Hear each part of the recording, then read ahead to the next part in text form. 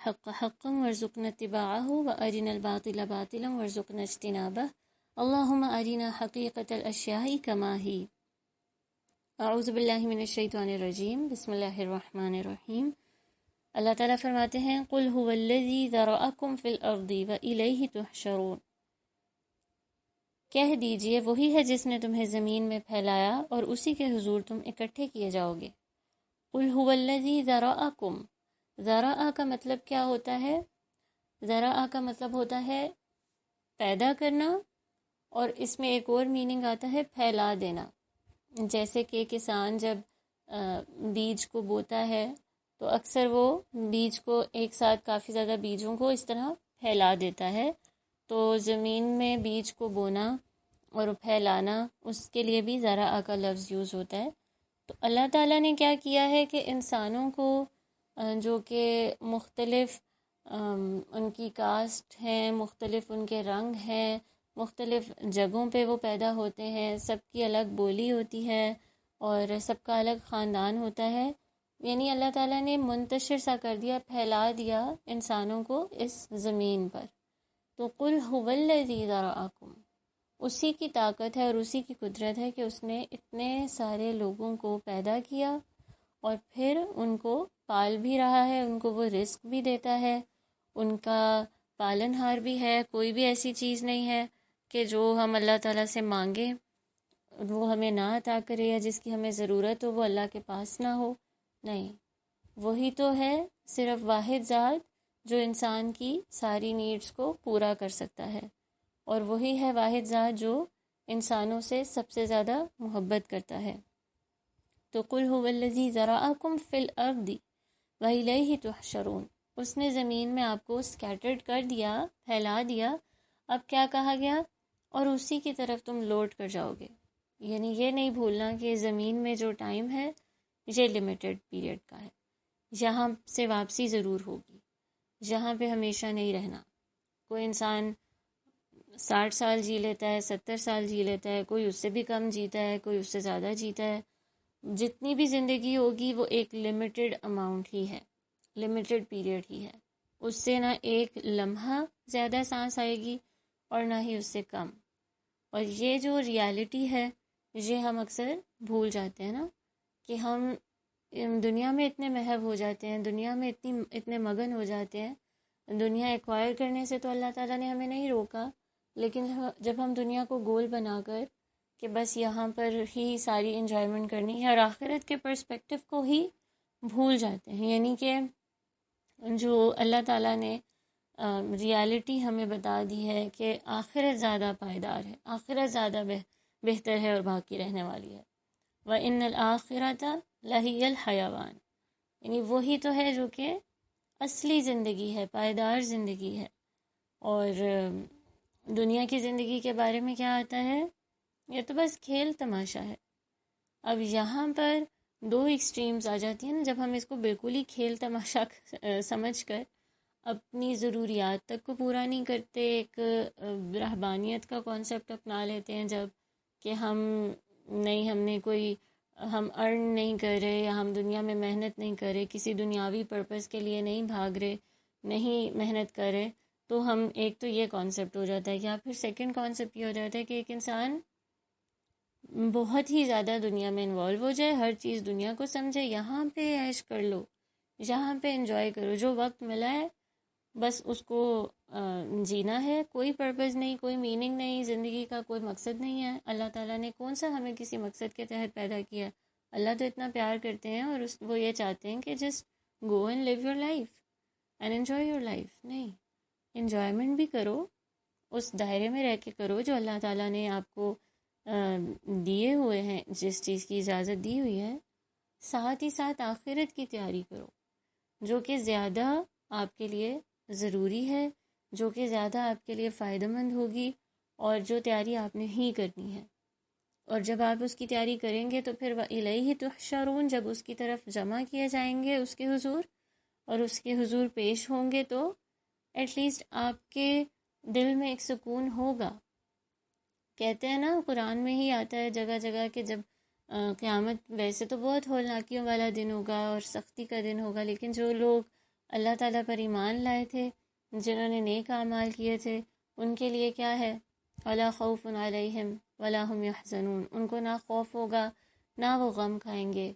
Even in کو اس طرح سے اللہ سبحانہ تعالیٰ عرش کا سایہ بھی دے دے گا، یعنی ان کے لیے ایک سکون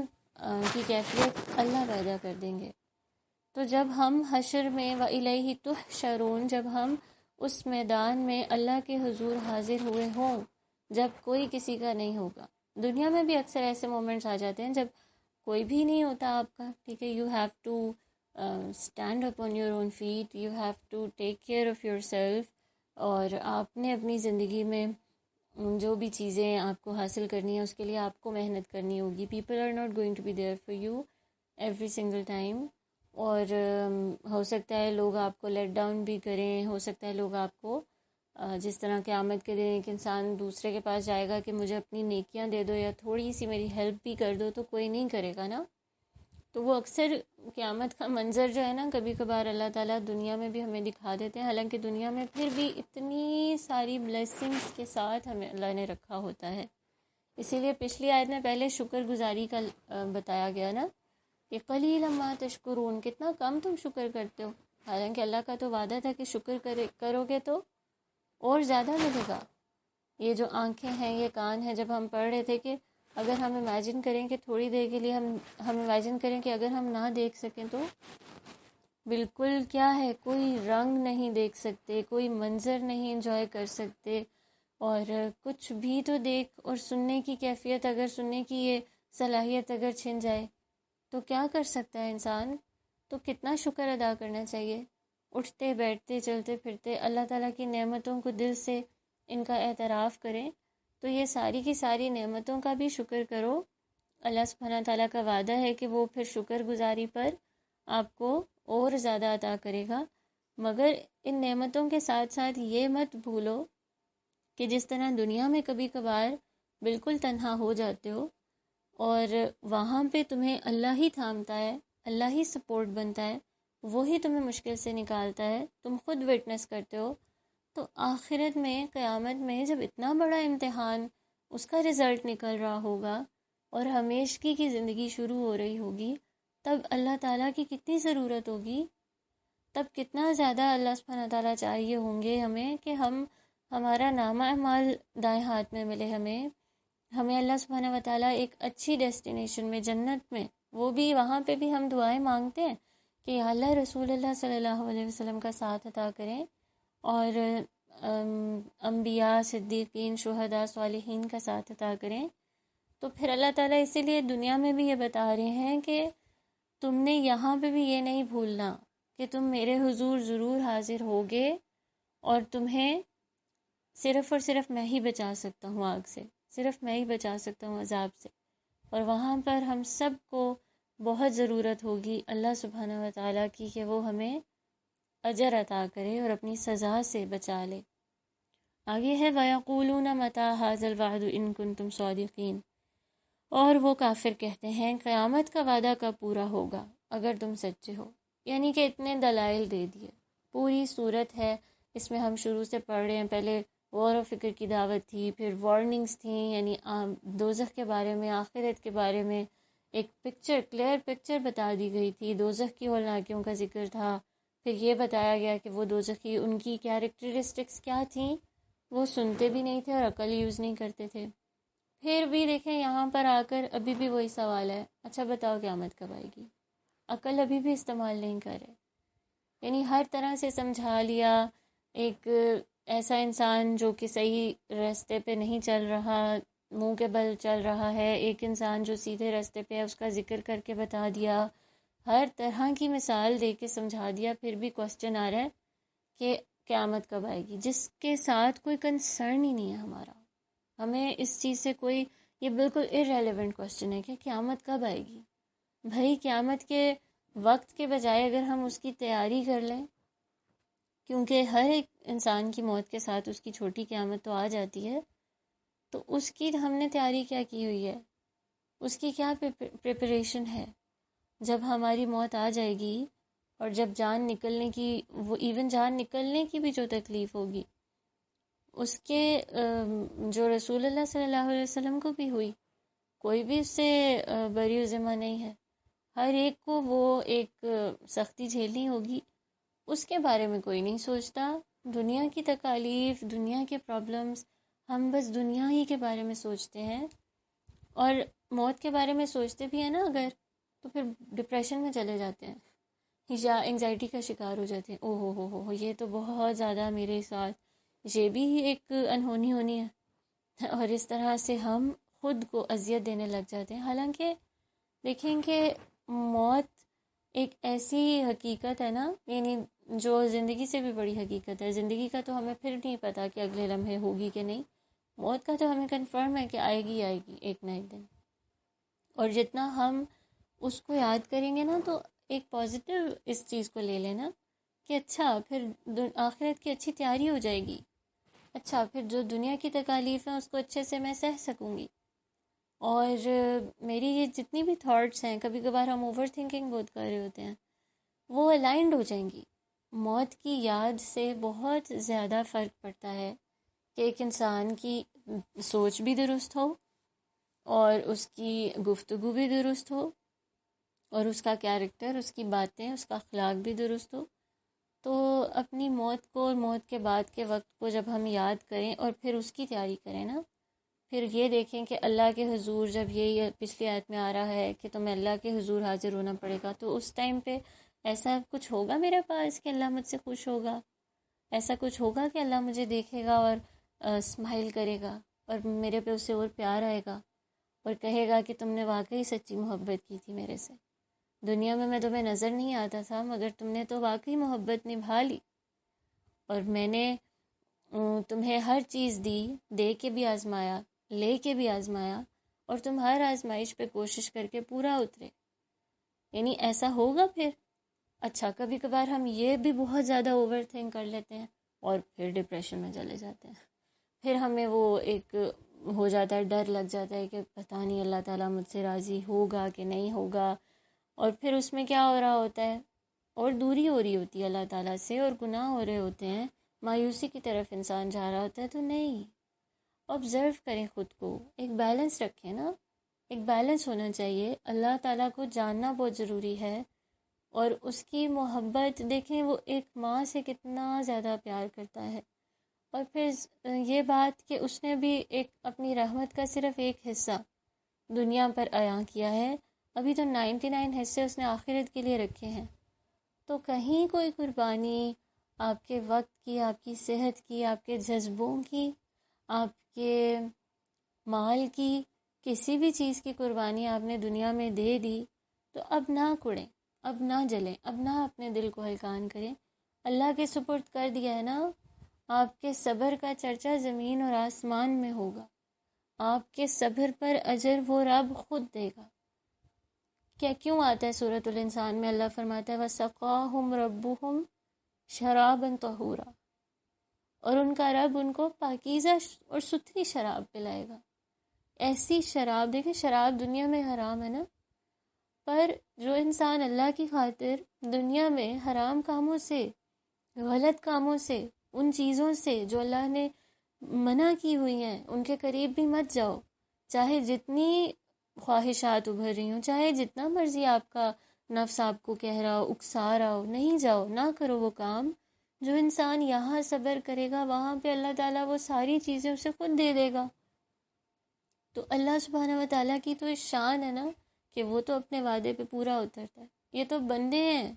جو وعدہ نہیں نبھا پاتے ہیں، یا بندے ہیں جو بیچارے اگر کرنا بھی چاہیں ہمارے سے، ہمارا خیال بھی رکھیں، پر being human they are weak, ان کی کمزوریاں لگی ہوئی ہیں ان کے ساتھ۔ لیکن ہمارا رب کیسا ہے کہ جب ہم آخرت کو یاد رکھیں گے، جب ہم اس کی خاطر کوئی کوشش کریں گے، اور وہ کوششیں سراہتا ہے، وہ چاہے چھوٹی سی کوشش کیوں نہ ہو، وہ چاہے آپ نے ایگزام میں چیٹنگ نہ کرنے کی کوشش ہی کیوں نہ کی ہو، یہ نہ کیوں نہ کی ہو کہ آج میں نے کچھ بھی نہیں کیا تو چلو کسی کے ساتھ اسمائل کے ساتھ بات کر لی، کسی کے جو ہرٹفل ریمارکس تھے میں اس کو پی گئی، کسی کا غم سن لیا، کسی کو فائنینشلی تھوڑا سا، زیادہ نہیں، تھوڑا سا سپورٹ کر لیا، اپنے ماں باپ کو پیار سے دیکھ لیا، ان سے اچھے سے بات کر لی، ان کی کسی بات کو، کیونکہ وہ ظاہر ہے بڑھاپے کی وجہ سے یا پھر حالات کی وجہ سے ان کی بھی تھوڑی ہو جاتا ہے کبھی ایسا رویہ، اس کو ہم نے آسانی سے برداشت کر کے ان کے ساتھ پھر بھی احسن سلوک کیا، ٹھیک ہے؟ تو یہ ساری چھوٹی چھوٹی نیکیاں آپ کو کیا لگتا ہے اللہ سبحانہ و تعالیٰ نہیں دیکھتا؟ اللہ تعالیٰ نہیں ان کو ریکگنائز کرتا؟ نہیں، وہی تو کرتا ہے نا۔ تو پھر سوال یہ نہیں ہونا چاہیے تھا کہ قیامت کا وعدہ کب پورا ہوگا اگر تم سچے ہو، ان کن تم صادقین۔ It's as though they are saying that you are not saying the truth, you are lying۔ وہ رسول اللہ صلی اللہ علیہ وآلہ وسلم کو ٹیز کرتے تھے کہ یہ اتنی باتیں کرتے ہو، ایک دن آسمان پھٹے گا، زمین میں سے سب کچھ اگل جائے گا، ہر چیز جو ہے ختم ہو رہی ہوگی، چلو دیکھتے ہیں، لے کے آؤ اس کو ہمارے سامنے۔ اتنے بڑے بڑے بول، اور پھر کیا ہوگا کہ یعنی پھر کیا ہوا کہ اللہ سبحانہ تعالیٰ نے انہیں دنیا میں اور آخرت میں عذاب میں پکڑا۔ تو دیکھیں نا کہ یہ جو سوال ہے اس کی جگہ تو یہ ہونا چاہیے تھا کہ قیامت جب آئے گی تو پھر ہمارا معاملہ کیسے صحیح ہوگا، ہم کیا ایسے کام کریں کہ ہمارے ساتھ اچھا معاملہ کیا جائے، اور اس میں بھی ہمارا ایک بیلنسڈ ایٹیٹیوڈ ہو، جس طرح ہم نے ابھی بات کی، اللہ سے اچھے گمان رکھنے ہیں اور ایک حسن ظن رکھنا ہے اور پازیٹیو ایٹیٹیوڈ ہونا چاہیے۔ لیکن یہ بھی نہیں کرنا کہ کسی چیز کا پتہ چل گیا کہ حرام ہے، نہیں تو وہاں پہ بھی اللہ سبحانہ تعالیٰ کی رحمت کا ایکسکیوز دے کے اپنے آپ کو اس گناہ سے بچایا نہیں۔ تو یہ ایٹیٹیوڈ ہوتا ہے ایک مومن کا۔ اللہ فرماتا ہے قل، ان سے کہہ دیجئے، انما العلم عند اللہ، بے شک اس کا علم تو صرف اللہ کے پاس ہے، وانما انا نذیر مبین، اور بس میں تو واضح طور پر ڈرانے والا ہوں۔ یعنی قیامت کا علم رسول اللہ صلی اللہ علیہ وسلم کو بھی نہیں تھا، صرف اور صرف اللہ سبحانہ تعالیٰ ہی کو ہے کہ قیامت کب واقع ہوگی۔ ہاں کچھ سائنز انہوں نے بتا دیے جو ہم تک بھی پہنچے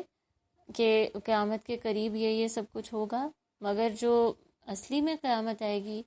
یہ اللہ ہی کو پتہ ہے کہ کب آئے گی، اور ہمیں اس کے لیے جاننے کی کوشش یا اس کے اوپر اتنا وقت صرف نہیں کرنا چاہیے۔ یہ دیکھنا چاہیے کہ ہم کیا کریں گے تو ہم وہاں پر قیامت کے دن سے، اس کی ہولناکیوں سے بچ سکتے ہیں اور اس کے بعد کی سزا سے۔ اور رسول اللہ صلی اللہ علیہ وسلم کو بھی ایک گائیڈنس مل رہی ہے کہ آپ نے کیا کہنا ہے کہ میں تو صرف ڈرانے والا ہوں۔ کبھی کبھار ایسا ہوتا ہے نا کہ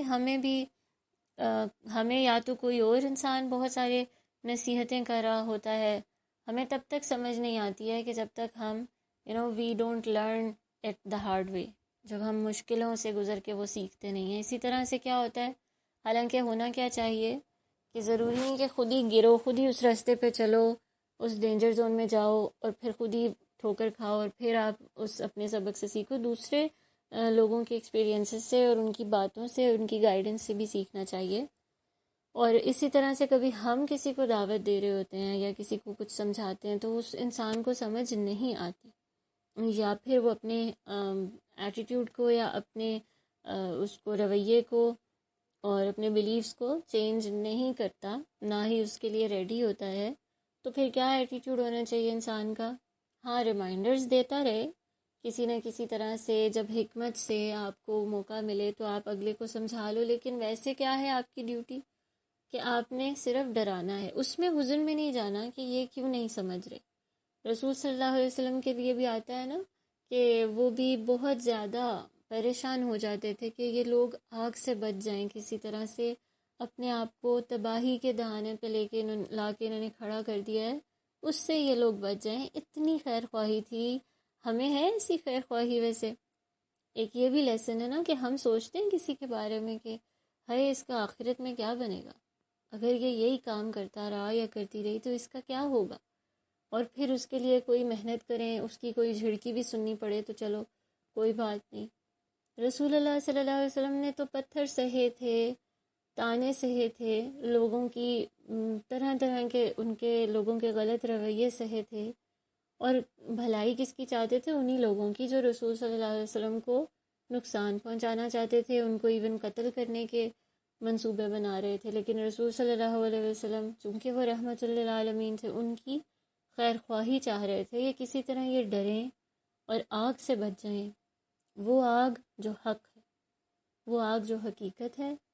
اور پھر اس جنت میں چلے جائیں جس کی چوڑائی آسمان اور زمین کے برابر ہے، اس سے بھی وسیع ہے، اور ہمیشہ کی عیش اور ہمیشہ کے آرام اور ہمیشہ کی لگژریز میں یہ رہیں۔ کوئی اتنا خیر خواہ ہو تو اس کے راستے پہ چلنے کا اور اس سے محبت کرنے کا کتنا دل کرتا ہے نا، جو آپ سے اتنی محبت کرتا ہو، اور پھر یہی کام جب ہم کریں تو ہمارا رویہ بھی کیا ہو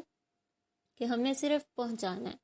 ہم نے صرف ڈرانا ہے، اور ڈراتے کیسے؟ وَإِنَّمَا أَنَا نَذِيرٌ مُبِينٌ، میں ایسا ہوں جو کھلم کھلا ڈراؤں گا۔ یہاں پہ ایک بہت بڑا لیسن ملتا ہے ہمیں کہ ہم اکثر کیا کرتے ہیں، آدھی بات تو چھپا جاتے ہیں، کھا جاتے ہیں، آدھی بات بتا دیتے ہیں۔ اسلام میں یہ ہے، اچھا یہاں پہ بے شک چلو جو مرضی کر لو، رخصت ہے، نہیں رخصت نہیں ہے وہاں پہ۔